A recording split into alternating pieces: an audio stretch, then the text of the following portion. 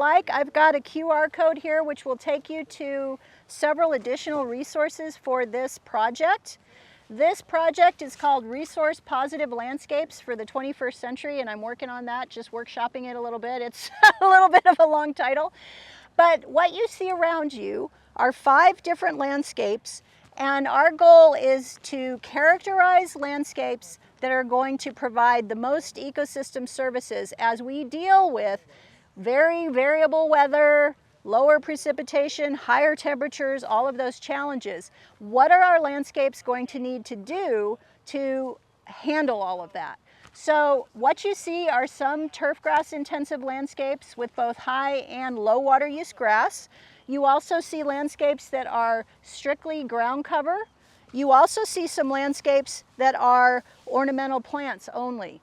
And just as a question for you all, how many of you have heard of localscapes? Yes, okay. So 2 of these landscape styles are meant to emulate localscape design. So there's a gathering area on the turf and then ornamentals around it. So that was an intentional choice to provide information to some of our water district collaborators.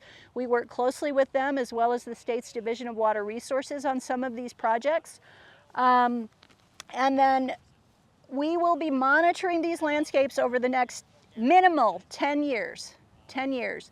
And the reason for that is that we're really trying to get a handle on the carbon cycling here too. So we're looking at how much carbon gets sequestered in each of these landscapes, and that takes a long time, right? That's why it's going to be a minimum of 10 years. But we're also looking at water use, of course. We're looking at plant quality. We're looking at how much carbon is sequestered in the various plant materials and soil. We're looking at temperature. So one of the big hot topics, pun intended, right now is urban heat, okay? And there has been, you know, a little bit of a negative, what would I call it? There's been some negative issues with some of the landscape transformations that have been occurring in terms of heat and increasing urban heat. And so how do we address that?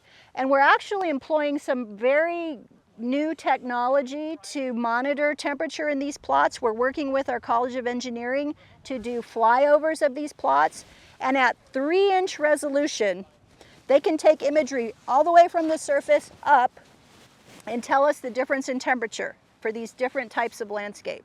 So that's how we're looking at temperature. That's how we'll quantify the atmospheric heat responses to these different landscapes.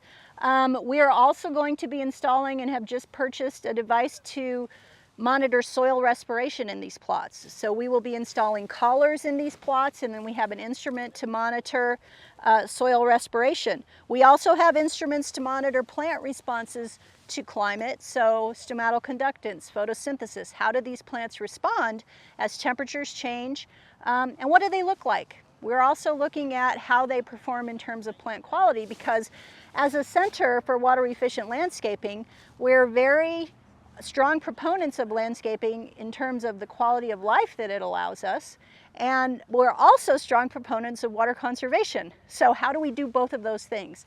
We know that we can do both of those things, but what does the landscape look like that allows us to achieve that? So lots of different monitoring, lots of different testing, soil moisture, soil water quality, water application, just about anything you can think of. Now the other thing that we're doing with these landscapes to really say this one is the best is we are doing life cycle analysis. So how much did it cost to transport the plants here? How much did the plants cost? How much did the labor cost to install it all? What is our water cost? What is our fertilizer cost? We are keeping track of everything. And then we have a model that allows us to determine, well, if we have that type of landscape, what is the air quality like? What is the carbon like? What is the economic cost? So it's a life cycle analysis in conjunction with the field measurements that we take here. So that is a very, very short, I will also add that this project is actually being managed and run by a graduate student named Abby Lamborn. She, however, is also a USU employee, and so she's doing some training today and couldn't be here, but I'm her advisor, so I'm pinch hitting. So doing my best. But do you all have any questions about this?